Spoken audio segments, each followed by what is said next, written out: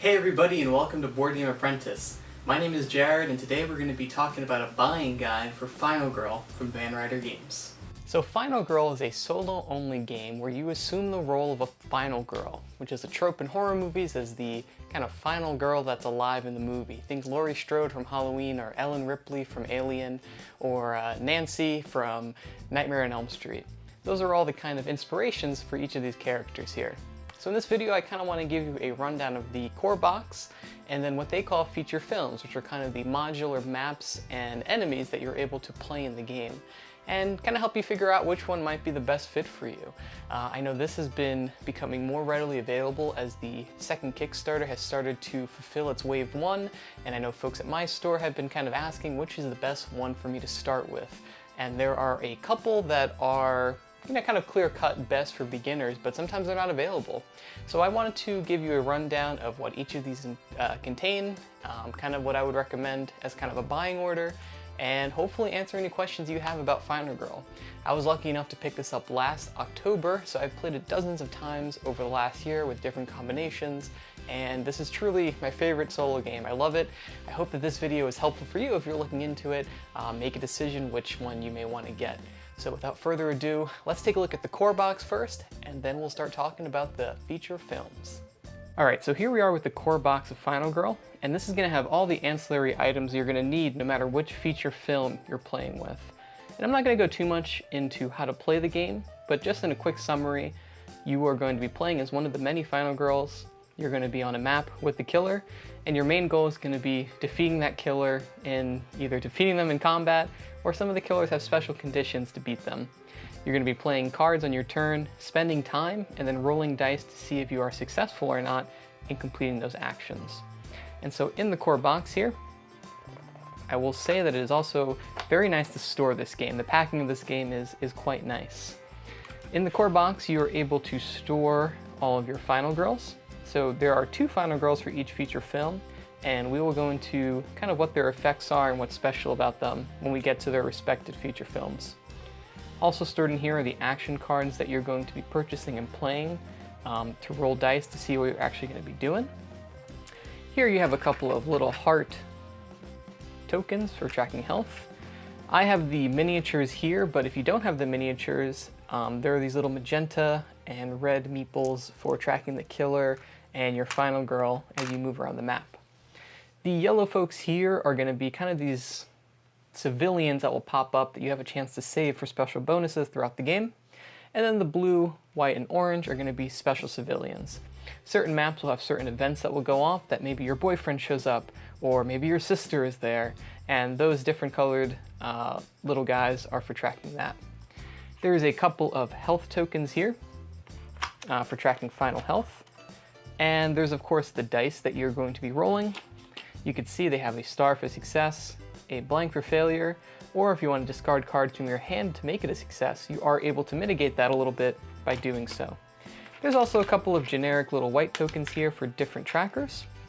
And then there's also a couple of other little hourglass for tracking time, and this little red circle for tracking the kind of bloodlust of the killer as the game goes on. So you can see everything has a very nice little cubby here. This little plastic cover keeps everything from sliding out, so you are able to store this horizontally or vertically, which is nice. It slides very nicely onto a shelf. And of course I have the little meeples here that I just like having them, but again, not needed. You have the little wooden magenta piece to track your FinalGirl. So that, I'll put these back. Also, there are these little guys here. So these are kind of ways to consolidate. If you have a lot of little civilians, you're able to put a token on the map and then put all the civilians here just to keep everything nice and tidy. So that's what those are. And everything fits fairly well sleeved in here. It's a little snug. I do believe that on the second edition that they made some of these compartments a little bit larger, so it should accommodate sleeved cards even better. But even on the original, I'm able to sleeve all the FinalGirls and it fits all very nicely. So that is the core box. Regardless of what feature film you decide to play with, you are going to need the items in here regardless. So without further ado, let's go ahead and talk about the first feature film, Camp Happy Trails. Alright, so here we are with the kind of most basic feature film. So once you have your core box, you have 5 feature films to pick from, and this one is called Camp Happy Trails that features Hans the Butcher. And what you're going to find is that this is by far the most recommended box for beginners, because there's no special rules for Hans or for Camp Happy Trails. So this is a great place to play if you are trying to learn, kind of get your feet underneath you, and learn the base rules. But what you'll find is that this one is often sold out first because it is so recommended to new players. So while this is a great place to start, I don't want you to be too afraid, and hopefully by the end of this video, you'll have enough feeling of each of the other boxes to know if they might be a good fit for you. But I can't deny that Camp Happy Trails is a great place to start, and it's one that I often go back to if I just want to focus on one of the killer mechanics or one of the other map mechanics.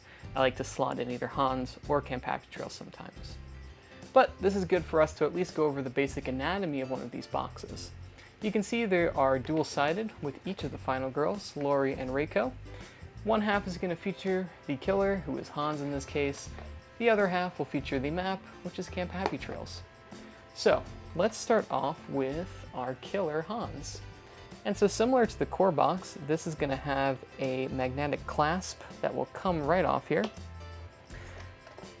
And if you flip that over, you're going to see the killer board for Hans. So every killer board is going to have their name up here, a little bit of a portrait, their bloodlust track, and so every time a card effect goes off or they kill a civilian, this will keep going up.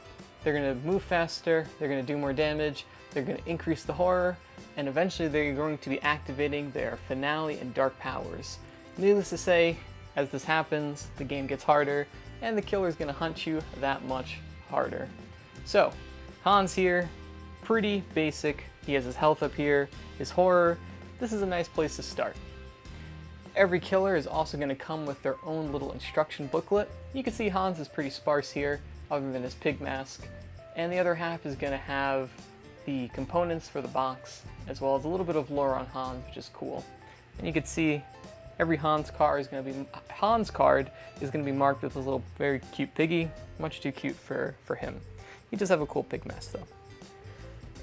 Also on the killer half of the box, you're going to have another little plastic compartment here. I like to store the miniature for Hans here. Again, not necessary. And then you're also going to see all of the lower halves, which are going to be his dark powers, and the top half, which are going to be the finale cards. Also in this box are going to be the terror cards. So on the killer phase, you're going to be flipping one of these over and resolving the effect.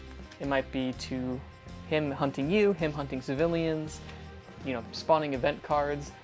Very different depending on the killer that you play with. So that's pretty much it. Hans doesn't have a lot in his box. Again, great place to start, nice killer to learn with. And if you like someone like Jason Voorhees, he is pretty much your standard hack and slash killer here. Again, I like to play him, especially on some of the more complex maps. It's nice to have a killer that is just moving towards you and trying to hit you. Nothing too fancy. So, if we flip this right over to the Reiko side, you can see the other half folds right off, and that's going to include our map, which is Camp Happy Trails. So, every map is going to have a number of different areas that you can move between using movement points.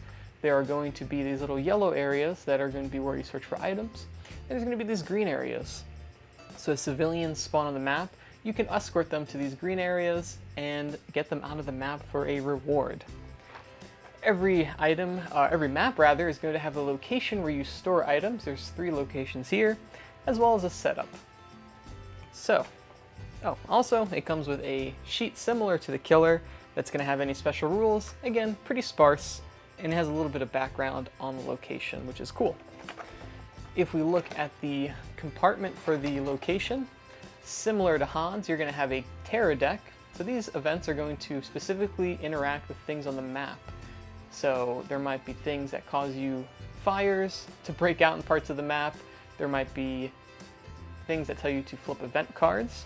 And so these are going to be map specific. You can see there's a very nice clear symbology. The little tent is for Camp Happy Trails, so it's very easy so you're not mixing up cards. Every map is going to have a green setup deck, And so that's going to tell you where you're spawning your killer with the K, the Final Girl with that little Final Girl symbol, as well as a number on each location to tell you how many of those yellow civilians to spawn at the start of the game. You're going to have an event deck, and so some tarot cards are going to tell you to flip one of these, and they're each going to do something special. The Dark Waters cards, for example, will tell you to put a little skull token on the lake, and any civilian that moves into it will die. So mostly none of them are bad. Some of them are a little bit of a good luck, but most of them are just making the game that much harder for you. There's also a deck of event cards that you will split up and put at each of the locations randomly. Some of the items are going to be generic and you'll see repeats in other maps, but some of them are special. For example, you can see on the boat key, you will spawn the boat token, and it makes it easier to move around locations that are on the perimeter of the lake here. You can also see that there are a number of little tokens for each map, and you can see there's shortcuts that an event might unlock, there's skulls to mark that lake that you will die in, and there's also one of these little boat tokens. So if you draw the boat thing, you put it out, and then that's going to be how you track that. I think Series 2 is adding miniatures to the vehicle, so I'm excited to have a little boat to drive around. But again, not necessary. Those tokens are coming in the feature film, so you can always play without any minis. Okay, so let's put our terror cards away here. And just a little talk about Camp Happy Trails. It's pretty basic, similar to Hans, where I might put a complex killer in Camp Happy Trails, or I might put Hans in a complex map. Both of these are awesome tools to have to mix and match with, and I find myself going back to these pretty regularly. So the last thing want to talk about with the feature films is the Final Girls. So this is going to come with two Final Girls here, Lori and Reiko. You can see they have different starting health. This is the amount of civilians that you have to save before you can activate their special abilities. And every time you save a civilian, you're going to be getting a bonus, which is nice. After you save all the civilians, you're going to be flipping these over, and you'll have access to their extra ability. So Lori lets you do some extra damage when you're on the same space as an enemy, and Reiko makes it easier to move on to the enemy space. So both of these are great for fighting killers directly, and they're two great Final Girls to have. You can see they have different health values, so everyone's going to be a little bit different. These two are pretty good well-rounders. You get good cards, you get good recovery as you save civilians. They don't do anything too super specific. So, like I said, Camp Happy Trails is a great place to start, and I would recommend it as your first box if you can find it. But if you can't find it, let's go on to some of the other boxes and see what we're working with.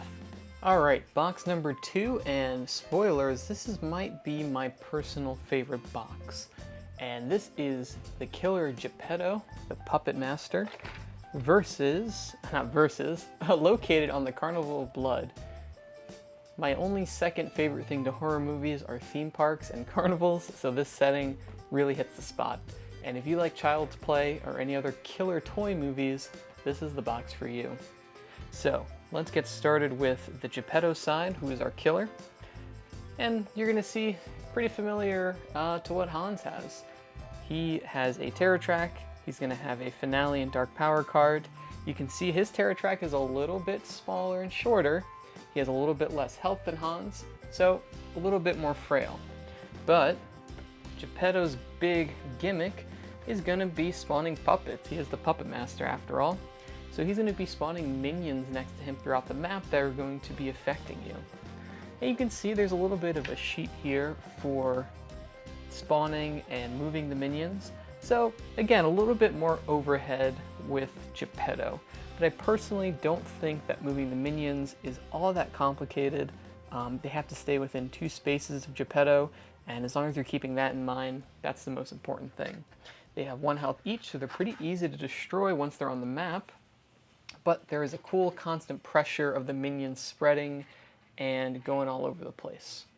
So here we have Geppetto, so he comes with that. And then putting the mini in miniatures, you have each of the 3 puppets have their own little figure here, which is cool. Again, if you don't have the minis, you have tokens for each of the puppets to keep track of them, which is cool. So Geppetto's main thing is going to be those minions. And he has his own set of finale and dark power cards. What's a card that is special just to him is going to be the puppet card. And you can see here, when you destroy a puppet, they become exhausted. At the next turn, they become ready. And then every turn from the ready pool, you spawn one of those puppets. Some of his terror cards will tell you to spawn extra puppets or tell the puppets to move in special places. He has a couple of other things. His whole gimmick is going to be interacting with the puppets. But it's really cool because they only move within 2 spaces of him.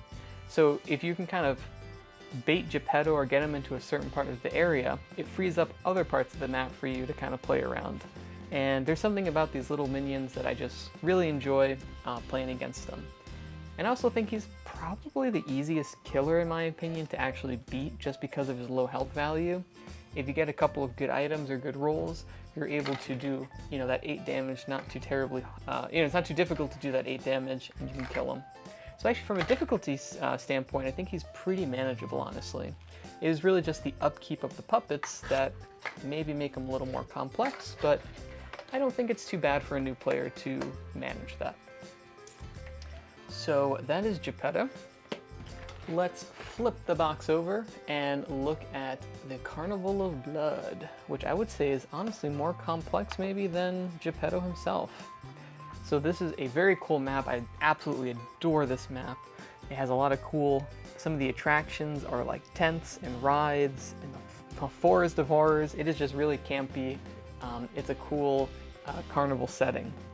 So the gimmick of the Carnival of Blood is that this carnival is not super safe.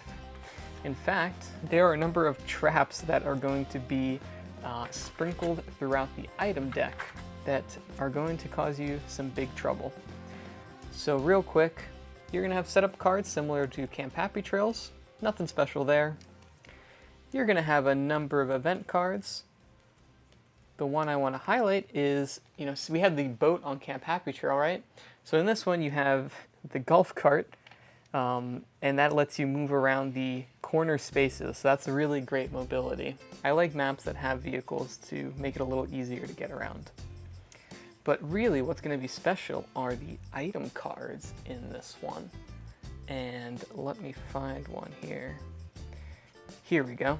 You can see here the hidden cobra trap. You lose a health if you have this until you get rid of this, instead of discarding this.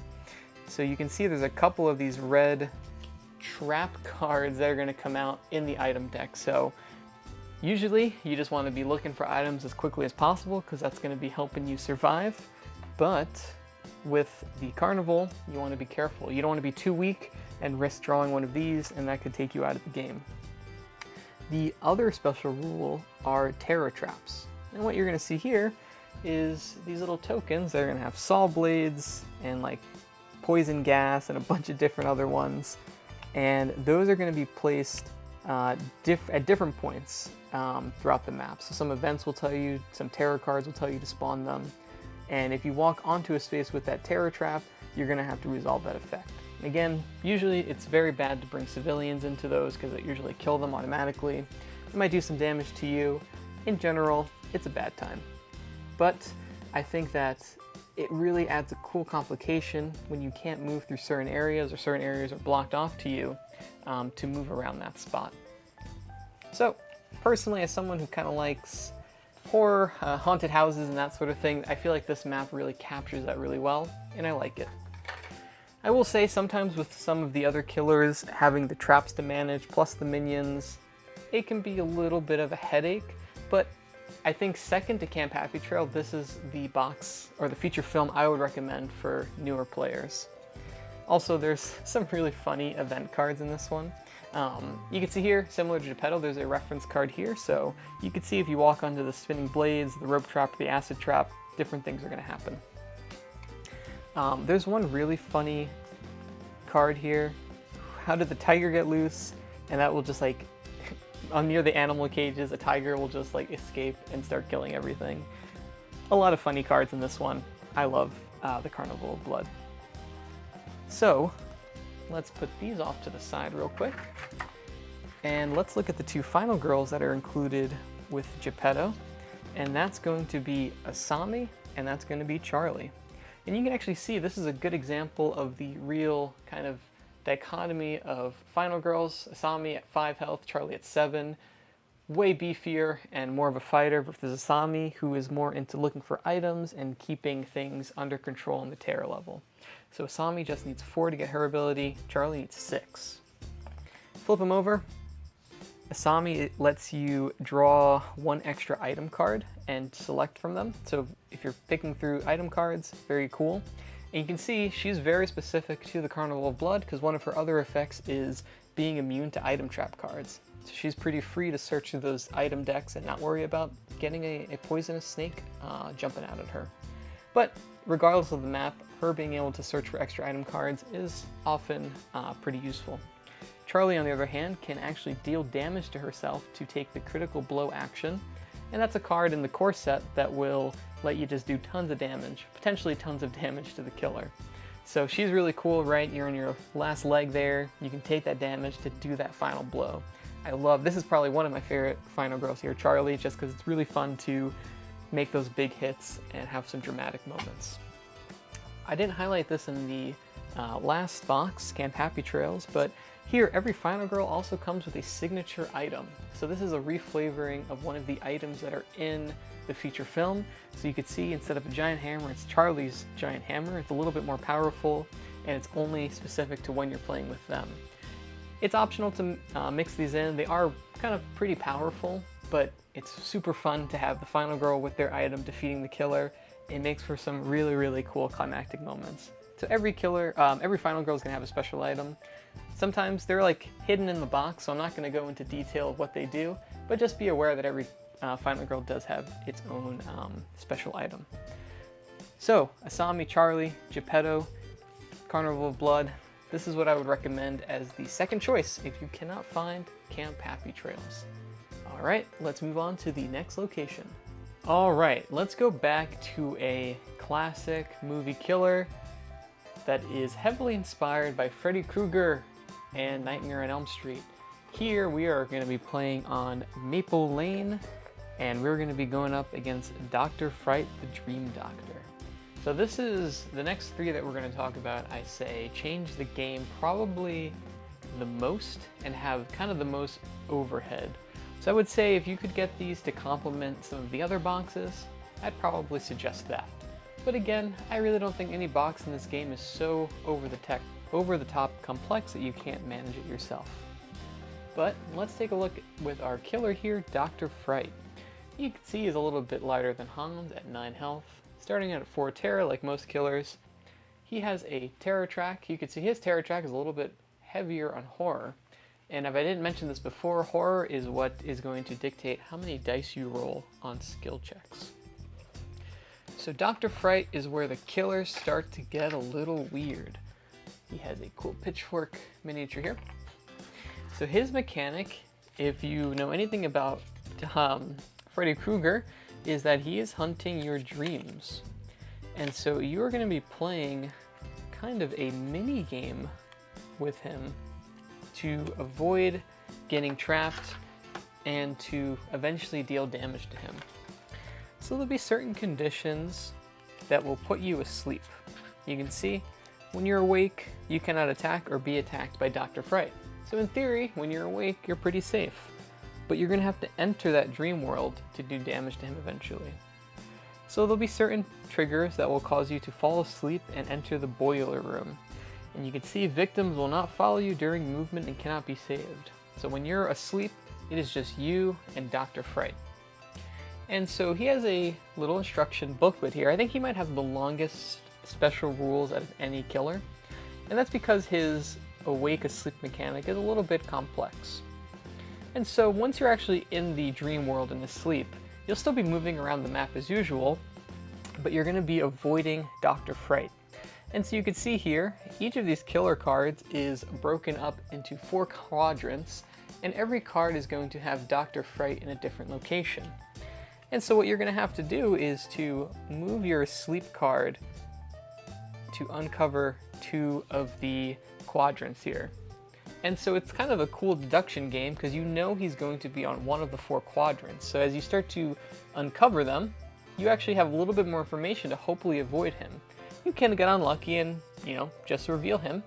But for example, if I reveal it here, oh cool, I know that he has to be on one of these 2 other quadrants moving forward. So maybe I want to slide it down this way. Oh, okay, as I kind of predicted, he is in that quadrant. And so you're always going to be revealing 2 more of the quadrants as you shift it over and around. And this is kind of a mini game you're going to be playing because when you do reveal him, that is going to be triggering an attack against you. And then once you finish getting through all of these, you're going to become awake again. And you're going to have to re-enter that boiler room if you want to fight him. So it's a real interesting balance of being awake to not totally get destroyed by him and to be saving civilians and doing other stuff versus entering that boiler room and fighting him. So by far, out of all the killers, the kind of cool mechanic of fighting him, I think that Dr. Fright is probably my favorite, just because that boiler room mechanic is super unique and a little bit to get used to, but once you are used to it, it is really fun to manage those 2 things. And so like our other killers, he's going to have his own set of terror cards here. And you can see some of his terror cards are going to be different depending if you are awake or if you're asleep. And so some things you can start to think about. So that is Dr. Fright. Again, not going into exact detail on the dream mechanic, but do know that if you do go with him, there's a little bit more you're going to have to learn to fight him. So let's put Dr. Fright away here, and let's head over to his location, which is Maple Lane, inspired by Elm Street, I would guess. And let's take a look at this here. And this is a really cool, very grid-like map. And so you could see it's kind of this suburban neighborhood here with a bunch of different houses that have different locations, or different items rather, and you're gonna have different kind of intersections here. The intersection here that will connect to the 4 different quadrants of the map. And the gimmick of Maple Lane is that the people living in this place have become a little bit paranoid. There is a number of killers here, as killer activity is on the rise, the people are locking their doors. We can go here. This one is very unique because it actually has a special action card to enter each of these homes. So you can see here, you have to convince people essentially to allow you to enter their homes. So you can see this one, I think, is the only one with a 3-star advance, which lets you enter the home, take the top item, and then clear that item, or clear that home of items. You can see the 2-1 just lets you enter. This one lets you enter and you lose time. And this one lets you enter but you lose health and your turn immediately ends. So that, no matter what, you're going to be able to enter those homes, but with varying degrees of success.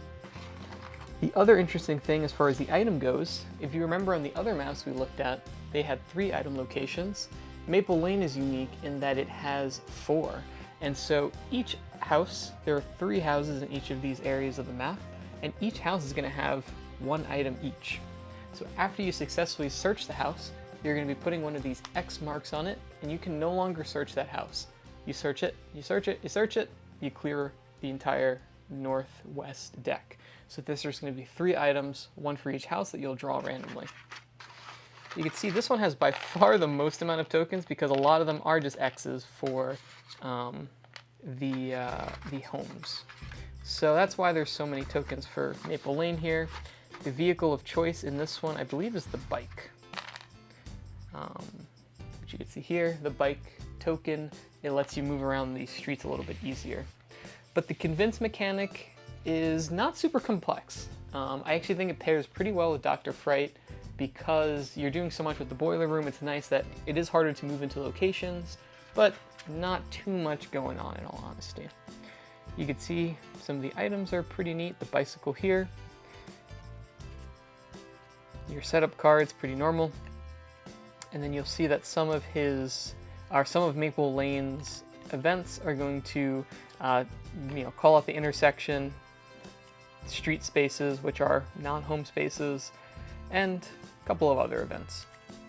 But overall, I think that outside of having to manage entering the homes, Maple Lane is a pretty beginner-friendly map. So let's go ahead and put our tokens from Maple Lane back. And again, these are going to be the special action cards that you have available for purchase so that you can enter these homes. And again, the little instruction booklet is very clear at clarifying what you have to do to move into these homes here. So the way you make the item decks is going to be a little bit different. There'll be some key terms like the street spaces, which are coming out of the intersection, and then it'll clarify the house spaces and the quadrants, and actually convincing people to let you to enter. So I like it. Not my favorite map, but the convince mechanic is pretty cool, and again, I think it's pretty beginner friendly. But items are pretty critical into being successful against a lot of the killers, and this makes it real tough to get items. Especially since even if you're successful, you can only draw one item per house, so it's still pretty tough to get multiple items there. All right, finally, let's take a look at the two final girls that we have in this box, which is gonna be Sheila, and on the other half here, appropriately for Nightmare on Elm Street, Nancy. That is the name of the final girl in that movie. And I have Sheila's personal item here. I'm just going to move that real quick. So you can see here, pretty balanced. You have one with 6, one with 4. However, Nancy's able to heal pretty easily by saving civilians. Sheila's a little bit beefier, but she has to save 6 people to actually successfully flip her card. So Sheila's pretty straightforward. Every time she discards an action card, she's going to be getting extra time. So she has a pretty nice economy once you flip her over. Nancy's a little bit more complicated because you will notice that she has quite a bit of a low health pool. So a mechanic in the game is going to be a secret final health token that you will flip when you get to 0 health, and it may have nothing on it, which means you die, and the other, it may have hearts on it, so you kind of get like a final burst of adrenaline, if you will, to survive and keep going. And so you can see Nancy's going to actually manipulate that a little bit, and she's able to swap that final health token. So if it's a bad one, she's able to hopefully get a better one and allow her to survive and keep going, given her low health pool. You'll also notice when she saves victims after completing her card, she actually gets 1 extra health, so she's able to keep herself pretty healthy as the game goes on. You can see, I'm not sure, I may have not mentioned this on the other cards, but on the bottom, if you keep saving civilians after you flip the card, this is the extra bonus you get. And it says for each additional victim saved, do that thing. You restore health, she's lowering terror. So both of these are pretty good. Nancy, honestly, very difficult to play. That low health pool, even if you are getting a little bit of a break on the final health tokens, it is still tough. It's easy to take 4 damage, so you really got to be careful managing your health with Nancy. Sheila, you get extra time discarding. She's pretty solid, good economy, getting more time to buy cards. Sheila's big thumbs up. Nancy, beware if you play with her. It can be a little rough. All right, so that is Dr. Fright and Maple Lane. Let's keep things moving and look at the next box. So here we are with the final box that I will say is like a normal killer, where you're trying to reduce their health to 0. The last one's a little bit different. But I will say, out of all of the killer boxes, this may be the most complex, especially when they're paired together. Thematically, they go together like a charm, but it can be a little overwhelming, I think, for a new player to get into the Sacred Groves. So, the location here, the Sacred Groves, which is kind of like a sacred spot where the land really doesn't want you running around it. And you'll see where this is very unique in the case that the location is almost like another killer on the map, and you'll see that in a moment. And then for the killer here, we have Inkanyamba, I may have butchered that a little bit, the Avenger, who is almost like the protector of the Sacred Grove. So thematically, these two go together so well, and I love them. But I will say, when I play them, I almost never want to play the two of them together because it's a lot to keep track of. But let's start with our killer here first. Good old killer board, instruction sheet, another track. I actually want to unbox everything here before we start to break it down because it would just make it a little bit easier here. So, Inkanyamba, his thing is going to have a wrath track. So in addition to being bloodlusted, he also has a separate track you'll be going up and is going to be causing bad things to happen. So his special symbol is this little red lightning bolt, and there is going to be, similar to Dr. Fright, an additional action card when playing against them. This atonement card is going to allow you to manipulate the red and yellow lightning bolt. The yellow lightning bolt is tied to the Sacred Grove, which we'll see in a moment. So this will let you decrease it in different varying amounts of success. And you can see you want to keep it low, because the higher it goes up, the more times you trigger this Killer Wrath, the game's going to get quite a bit harder. But it is a little tough because you are tracking both Bloodlust and the Killer Wrath. So you'll see here a lot of his terror cards are going to be calling out these Unleash Your Killer Wrath. And so what that means is when you get that terror card, you'll do the effect that is on the appropriate level of Killer Wrath. You can see the farther up it gets a lot harder to survive. And you can see all of their terror cards are going to be affecting the Killer Wrath in various ways. You can see here, this also kind of scales up depending on what you roll. And a lot of their Dark Power and Finale cards are going to be, again, affecting Killer Wrath, because that's where a lot of Inkanyamba's power is going to be coming from. Also, maybe I like Geppetto a lot, but I really like the mini for Inkanyamba. I kind of want to show it off real quick. You can see it's in this really dynamic jumping pose here. The weapons are really cool. Big fan of the Inkanyamba mini. So again, I don't think that by itself the Killer Wrath track is not too bad. You know, you move up the tracker when it tells you to increase it, and you resolve the effect. Where I do think it gets to be a little much is going to be when you combine it with the Sacred Grove. So let's put our Inkanyamba stuff away. Oh, I almost forgot. If you don't put this little plastic part, things can shift around a little bit, so you just want to make sure you are sliding those on. Let's go ahead to the Sacred Grove side, which I think is honestly more complicated than Inkanyamba. So the Sacred Grove, you're going to see a card similar here with Divine Wrath. So this pairs with the Killer's Wrath track, and you'll notice a lot of the cards are going to manipulate either the yellow or the red lightning bolt. So you can tell they were pretty much meant to be played with each other.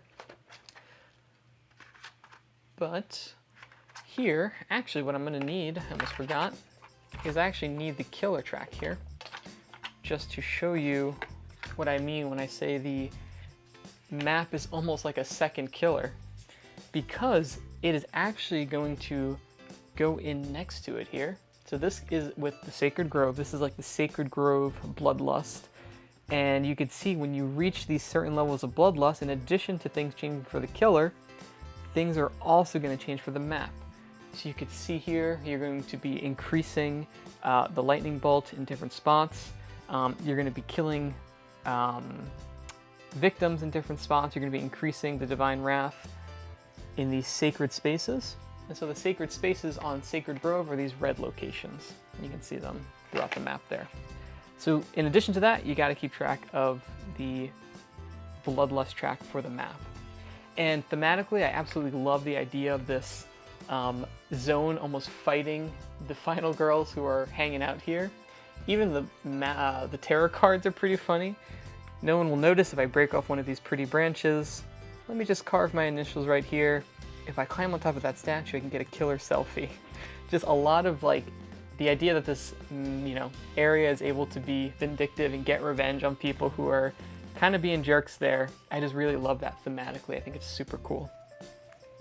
So I do find that, again, this is like my favorite, like Hans on the Sacred Grove. Han, who doesn't have a lot of things going on, you can use the map track and it kind of complements it nicely, adds a nice level of complexity without being overwhelming. But when you got both Killer Wrath and Divine Wrath next to each other like this, it's a little bit more than I like upkeep between turns personally. But it is fun to try at least once to really get that flavor of them playing together because they synergize so nicely. And this is a very, very difficult, if you combine the two of them, this is a heck of a hard map to win. I don't think I've actually won with Inkanyamba on the Sacred Grove, honestly. he's very good at protecting it, apparently. But as far as the map layout, it's pretty normal, nice central location, pretty well connected. The items are going to be normal, setup's pretty normal. Just a lot of these cards, of course, are going to be interacting with the sacred sites, which are special, as well as a lot of the wrath. So that's going to be really the driving force behind it. You know, there's a couple of items that will also, ceremonial dagger that will specifically interact with the wrath. So, you know, as far as like dedicating itself to that mechanic, there's a lot of cool things that are interconnected there. But overall, I would say pair this one with maybe one of the more simple killers, in my opinion. So let's go ahead and take a look at our final girls that go in the Sacred Grove. Alright, so here we have Adelaide and Barbara, who are both really solid final girls. Both are looking to save 5 to flip themselves over. Barbara is pretty good for doing additional damage.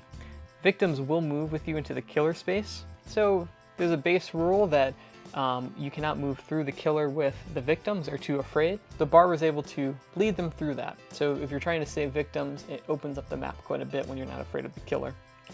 Also, you're able to do some additional damage to killers if they're on your space, and you're able to actually have victims die and not increase bloodlust, so she's really cool to get a little reckless with. Adelaide, on the other hand, is similar to Asami that we saw in the Carnival of Blood, has a ability that is a little bit more tied to the Sacred Groves, where they're able to decrease one wrath type, Divine Wrath or Killer Wrath, but there's also 2 other effects that they can choose to activate, such as recovering all of their health, or take 6 costs worth of action cards. So even if you're not playing Adelaide on the Sacred Groves map, still 2 very good abilities to trigger. Both of these are very flexible. I do like both of these final girls quite a bit, and I like their special items. So that is the Sacred Grove and their final girls. Again, by far the most complex in my opinion of the basic fight killers, but by far my favorite to actually mix and match with other killers.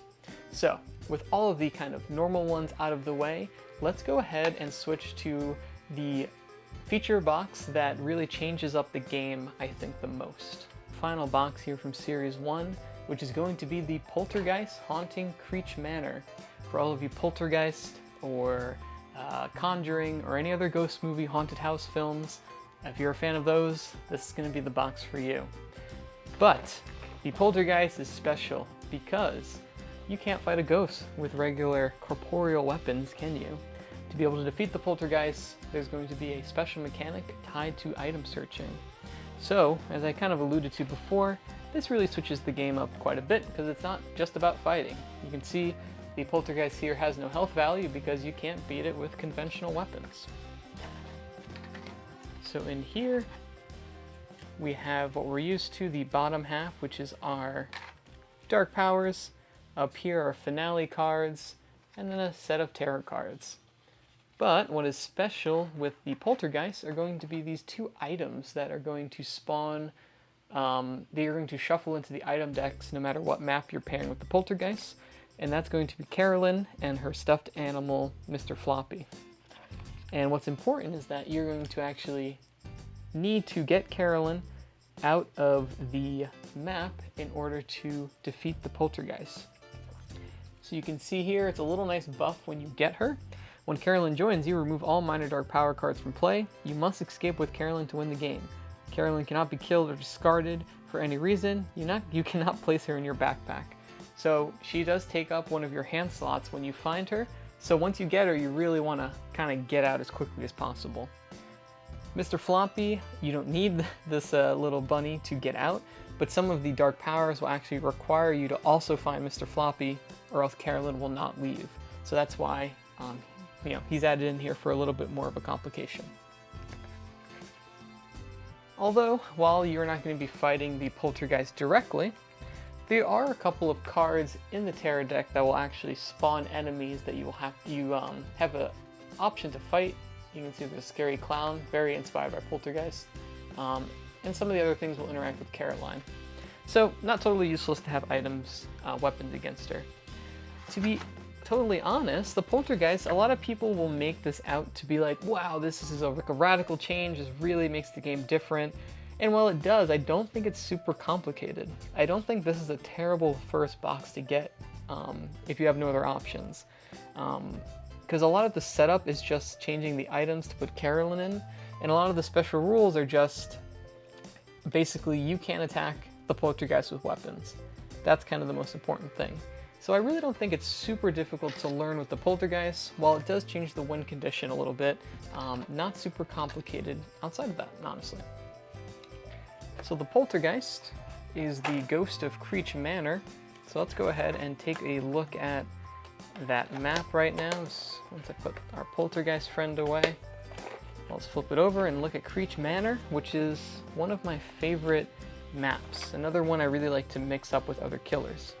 This is probably the hardest map to navigate and the one that takes the most amount of thought when you start to move between these rooms, because it is extremely limited to get up and down these rooms. You can see you have a couple floors here, and you can see the stairs, so it's difficult to get up. What's a gimmick of this one is that there's these little arrows that have one way, so you can go down the window, you can jump out the window. I guess you're sliding down this rope, but you can't go back up it. You can only go up from this little ladder that's on the other side. So there's a lot of one-way movement on this map, and that really forces you to really think about how you want to navigate, especially if you have victims with you that can't move through killer spaces. So there really isn't too much going on at Creech Manor. There's a couple of special events here that are pretty cool. There's like a little helicopter token. So like there's a helicopter if you go to the attic that will actually allow you to escape. There's a couple other things that will destroy these windows, or destroy this ladder, so you lose a access point going up and down. That's pretty harsh. But overall, it's a pretty basic map, other than the one-way movement. So I do really love playing this map, and the idea that you're stuck in like a haunted house with Hans, or with, you know, the puppets running around the house. It is all really cool. This is one of my favorite maps to splash killers into. The setups are all pretty standard though. So not too much to say about Creech Manor.